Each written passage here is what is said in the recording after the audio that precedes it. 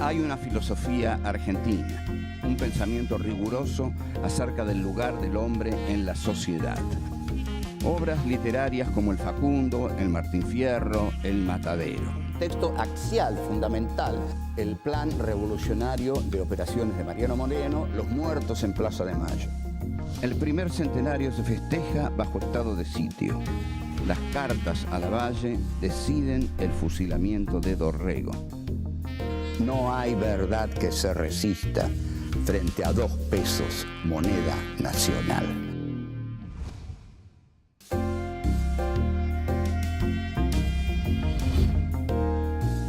Encuentro 9.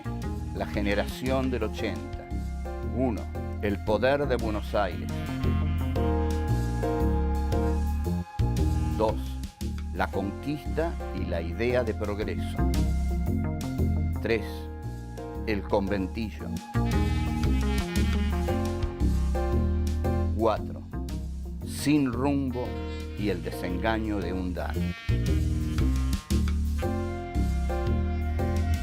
Se conoce como generación del 80 a las élites intelectuales y dirigentes de la Argentina que llevaron adelante el proceso de modernización y organización nacional a partir de la década de 1880.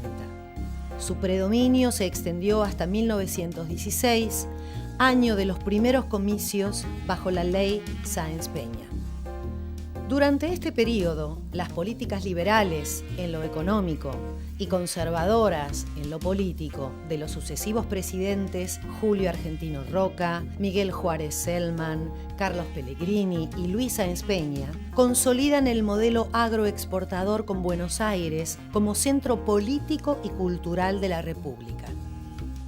Paz y administración, el lema con el que asume la presidencia el general Roca, sintetiza el ideario de esta generación, caracterizado por la fe en el progreso y por la adhesión a las ideas positivistas. Este proceso político es acompañado por un pensamiento que se expresa en la literatura, en el ensayo y en el periodismo. Eugenio Cambaceres, Lucio B. Mansilla, Miguel Cané, Julián Martel, Lucio B. López, son quienes más notablemente manifiestan en sus obras las tensiones que atraviesan la consolidación de este modelo económico y los conflictos sociales que empiezan a surgir.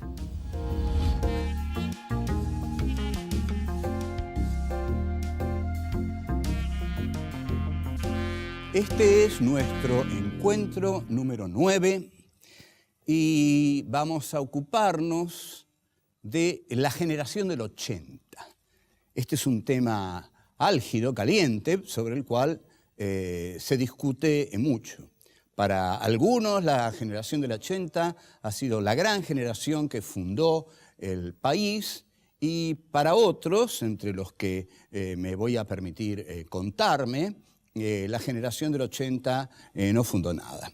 Ya vamos a ver por qué, porque todo lo que digo trato de fundamentarlo. Pero ¿de dónde venimos? Venimos del Martín Fierro, de José Hernández. Ustedes habrán visto en el Martín Fierro la presencia sólida de un pensamiento nacional. Por eso es este curso que estamos dando, porque hay un pensamiento nacional. Porque cuando Fierro dice yo abriré con mi cuchillo el camino para seguir, esa frase es un gran pensamiento. Bueno, entonces, en la segunda parte del Martín Fierro, el gaucho está integrado al sistema de Buenos Aires. Pero quedan muy pocos gauchos. ¿Por qué? Porque han sido casi todos ellos exterminados a partir de la derrota del federalismo argentino en Pavón, batalla que Urquiza, según dicen las malas lenguas y las buenas también, se la regaló a Mitre. Y a partir de ahí Mitre emprende lo que se llama una guerra de policía en el interior, termina con el Paraguay, termina con los gauchos del interior mediterráneo, Urquiza con el gauchaje del interior mesopotámico, no hace nada, es un socio menor de Mitre, o sea que el poder se centraliza en Buenos Aires, donde ya nunca dejará de estar centralizado. Este poder, que se centraliza en Buenos Aires, tiene todavía una tarea por hacer, que es la lucha contra el indio. En este sentido, Julio Argentino Roca, el gran general de la década del 80, emprende la llamada conquista del desierto. ¿Qué es la generación del 80? Bueno, son unos cuantos dandis pertenecientes a las clases altas, cuya educación entre 1863 y 1870 es lo que narra Miguel Cané en ese adorable libro llamado Juvenilia, que todos hemos leído en la escuela, y que narra la educación a manos de Amadeo Jacques de la élite de la generación del 80. La generación del 80 va a tomar como filosofía propia una filosofía europea. Es decir, la filosofía positivista que nace en 1831 con el curso de filosofía positiva de Auguste Comte. ¿Y qué dice la filosofía positivista? Bueno, lo voy a decir contundentemente. El positivismo tiene como tarea fundamental justificar el orden establecido. ¿Por qué? Porque el positivismo es una filosofía que dice, lo que es, es. Lo que es, es. Los hechos son lo que son y no pueden ser otra cosa. Si lo que es, es. Y si los hechos son lo que son, quiere decir que nada puede cambiar. En consecuencia, la generación del 80 adopta la filosofía positivista porque cuando una clase social llega a la plenitud de su dominio sobre las otras, congela la historia. Esto es lo que hizo Francis Fukuyama cuando cae el muro. Cuando cae el muro, el neoliberalismo se adueña de la historia, entonces viene Fukuyama y dice, la historia concluyó.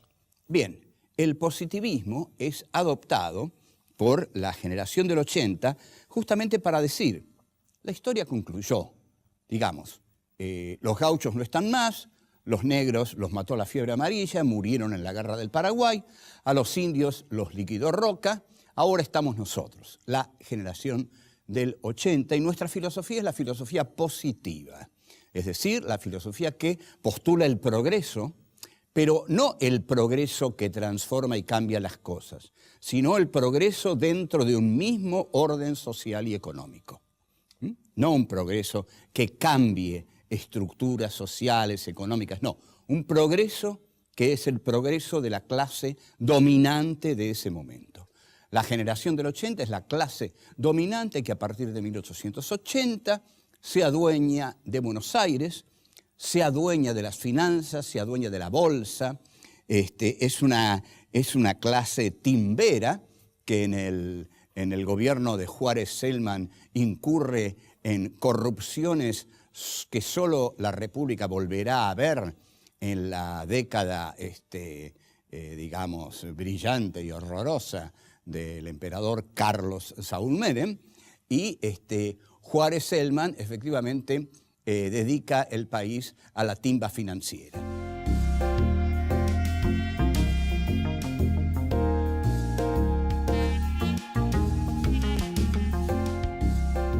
Uno de los mejores libros sobre la llamada conquista del desierto lo escribió el notable novelista y ensayista David Viñas. Lo escribió en México porque tuvo que exiliarse por la dictadura militar que también le tomó la vida de 2 hijos. El libro de David se llama Indios, Ejército y Frontera. Es un muy buen trabajo que conceptualiza a esa llamada conquista del desierto como la segunda conquista de América. Es muy interesante. No, como la etapa superior de la conquista de América. Es un concepto muy interesante, ¿no? Porque toma el concepto de Lenin de etapa superior del capitalismo, el imperialismo como etapa superior del capitalismo, y lo aplica a la aniquilación de los indios que lleva a cabo Roca y la llama etapa superior de la conquista de América. La campaña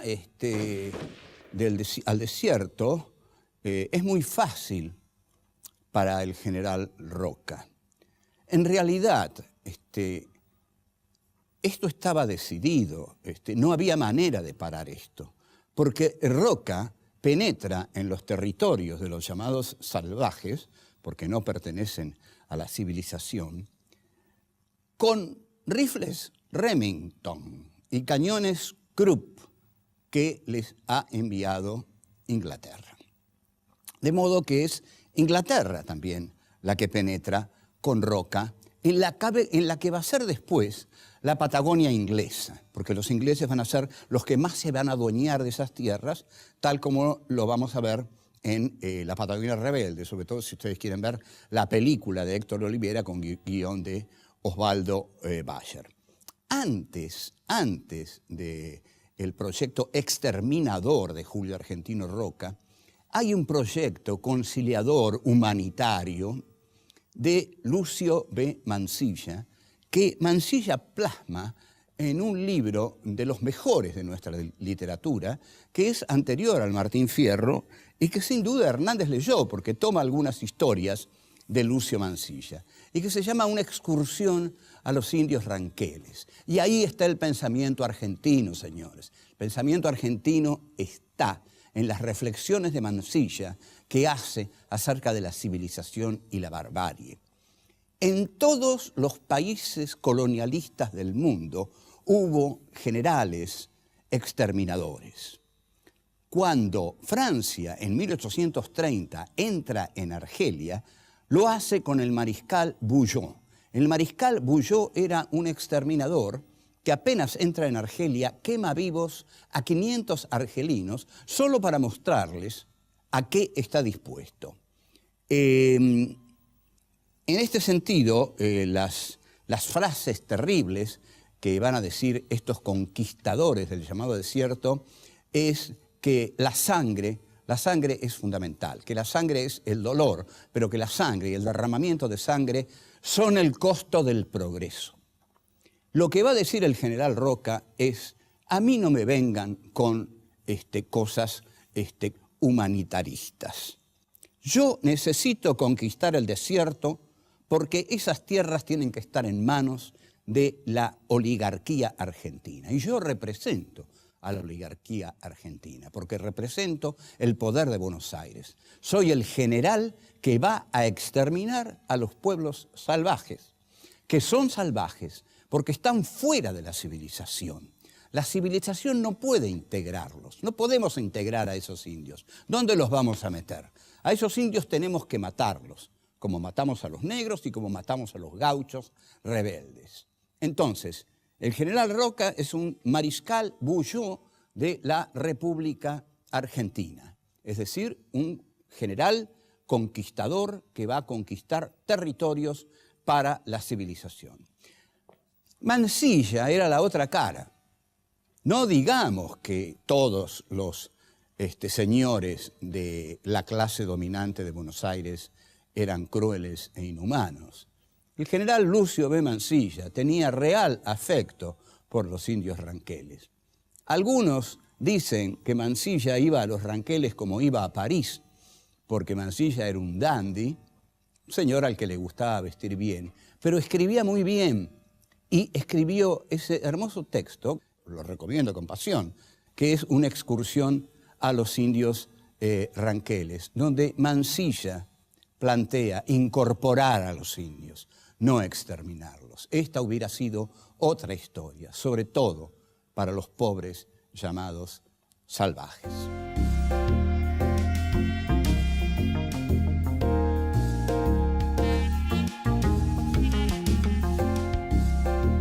Hay una propuesta que tiene Osvaldo Bayer con respecto a la estatua del general Roca, que es sacarla de ese lugar y ponerla de algún desdichado indio de la Patagonia.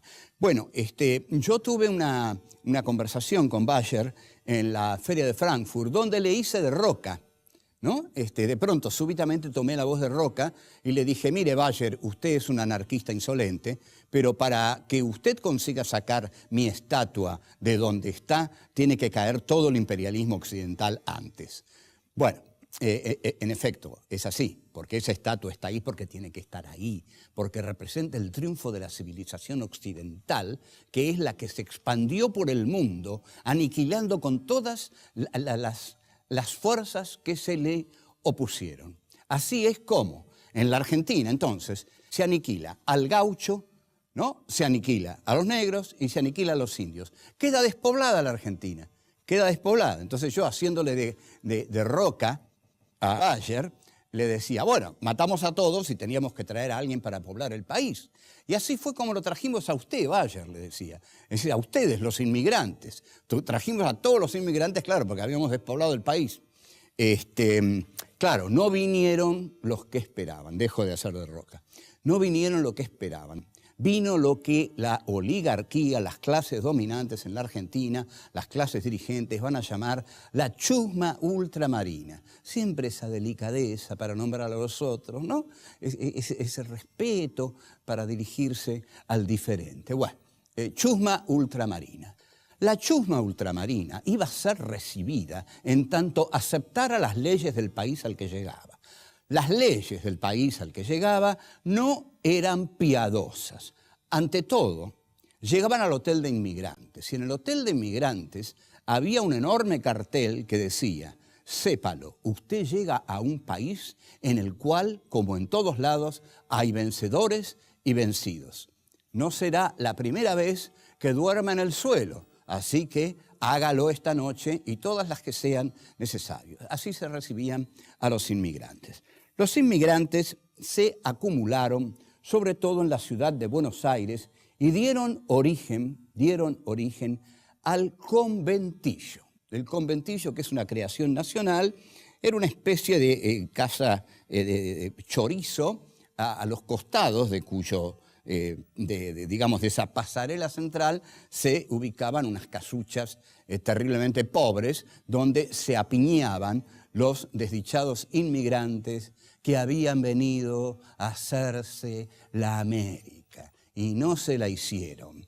En realidad fue un desencuentro brutal, porque la élite argentina esperaba sajones, ingleses, alemanes. No vinieron, vinieron tanos, gallegos, polacos, rusos y judíos. Entonces no vino nada de lo que esperaban. Entonces están en los conventillos y un elegante señor llamado Santiago de Estrada va a describir en memorable texto cómo ve él el conventillo. Lo describe en una obra que se llama En viaje y otras obras literarias, que es una obra ya cercana al inicio del nuevo siglo. La descripción de Santiago de Estrada es terriblemente desdeñosa, como no podía ser de otro modo, ¿no? Es un dandy del 80 que se digna a describir cómo es un conventillo. Y dice, el conventillo es el pudridero de la pobreza y mina de oro de la avaricia. Aquí toca dos puntos álgidos Santiago de Estrada. La mina de oro de la avaricia se refiere obviamente a los judíos, porque la generación del 80 era muy antisemita. Qué cosa más rara.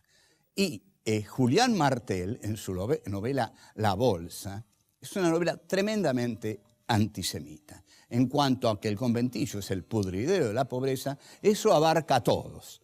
La pobreza es putrición. La pobreza es basura, ¿no? La pobreza es podredumbre pura, según este dandy del 80. Y voy a citar. Dice Santiago de Estrada, cada uno de los conventillos de Buenos Aires es un taller de epidemias, en que cada una de sus inmundas camas es el tálamo en el cual la fiebre amarilla y el cólera se recrean. O sea, taller de epidemias. Así llama al lugar donde viven aquellas personas que llegaron a la Argentina a hacerse en América y a trabajar para las clases dirigentes, ¿no? Un lugar de epidemias. Entonces dice que el conventillo amenaza a la salud pública y a la moral pública, porque por supuesto está insinuando o diciendo que en el conventillo se cometen todo tipo de desviaciones de orden sexual. La generación del 80 se caracterizó bastante por paranoias sexuales, ¿no? Imaginaban en sus peores sueños que los sucios y enfermos inmigrantes violaban a las inocentes niñas de sus familias. Lo que exige Santiago de Estrada, como exige todo buen burgués, es seguridad. Cuídenme de ese foco de infección, contrólenlo, manden ahí las fuerzas del orden y las fuerzas de la salud, porque hay que curar a esa gente para que no nos contagie a todos. Entonces, ¿qué le pasa a la generación del 80? Una desilusión tremenda. Los que vienen son la ralea inmigratoria, lo peor, lo que ellos llaman la chusma inmigratoria. Y los tienen que recibir, porque no tienen otra cosa. Y les tienen que dar trabajo. Pero van a dictar la ley de residencia para tener la atribución de echar del país a todo aquel que traiga una ideología extraña a las ideas del ser nacional argentino y de nuestro estilo tradicional de vida.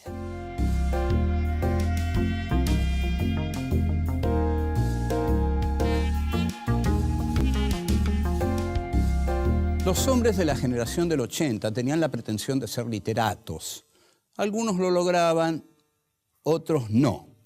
El que casi lo logra en una novela de 1885 llamada Sin rumbo es Eugenio Cambaceres. Al menos creo que nos debe interesar mucho esa novela porque es una novela que expresa el dolor y el desengaño de uno de los hombres de la élite oligárquica con respecto a la vida en general.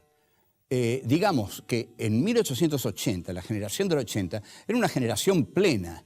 Se inauguraba el granero del mundo, la Argentina surgía al mundo, dirigida por ellos. Entonces, ¿cómo uno de ellos iba a permitirse la sombría desesperación de escribir una novela acerca de temas tan oscuros, tan negativos, que negaban ese futuro brillante que estaba entregado a la Argentina, que esperaba por la Argentina, porque el futuro era visualizado como un horizonte luminoso hacia el cual la Argentina necesariamente iba. Bueno, para Cambaceres, en Sin rumbo, no.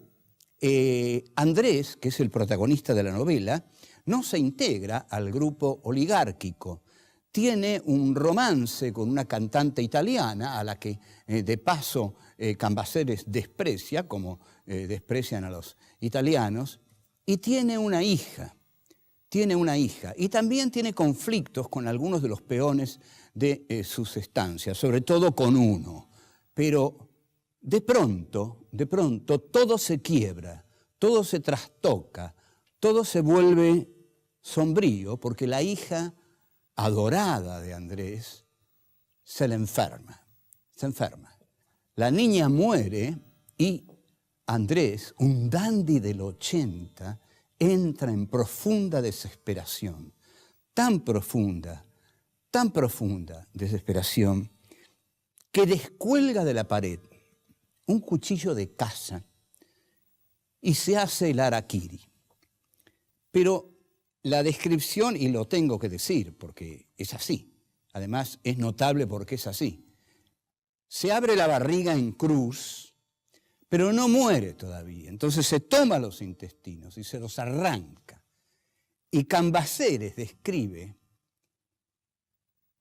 ante todo describe lo que él dice.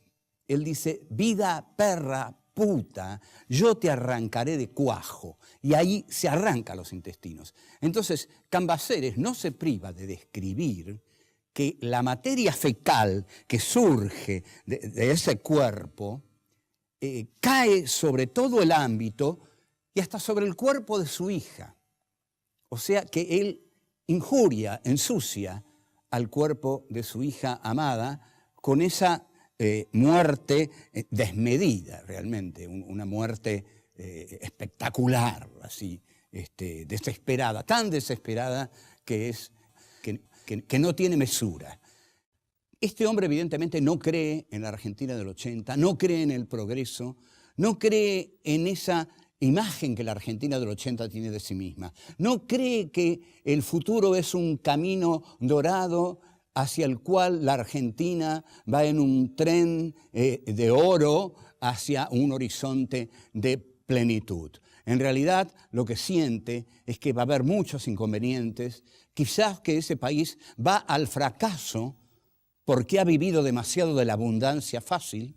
Quizás lo que siente es que su generación no está construyendo el país, sino que está gozándolo, disfrutándolo, y se siente solo y muere su hija. En consecuencia, sus esperanzas se hacen añicos. Quizás este hombre está viendo que el granero del mundo se va a destruir con el crack de Wall Street, que el modelo agroexportador de la generación del 80 va a destruirse.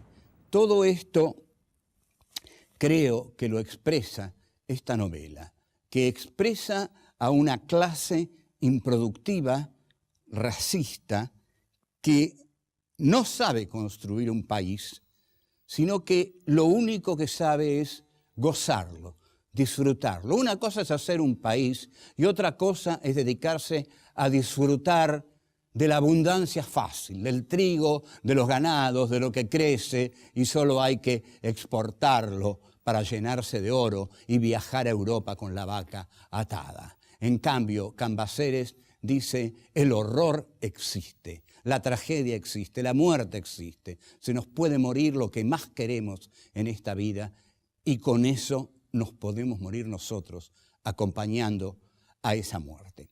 Una excepcional novela, atípica y digna de ser leída porque echa sombras en un mundo de luces excesivas.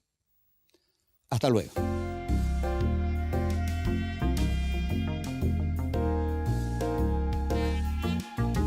La generación del 80 va a tomar como filosofía propia una filosofía europea.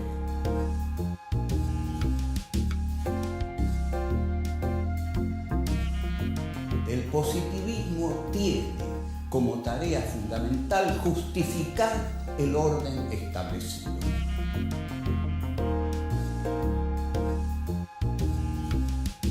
La generación del 80 era una generación plena. Se inauguraba el granero del mundo. La Argentina surgía al mundo, dirigida por ellos. Inglaterra tenía mucho apuro en que la Argentina se unificara, se hiciera una república y comerciara con Inglaterra.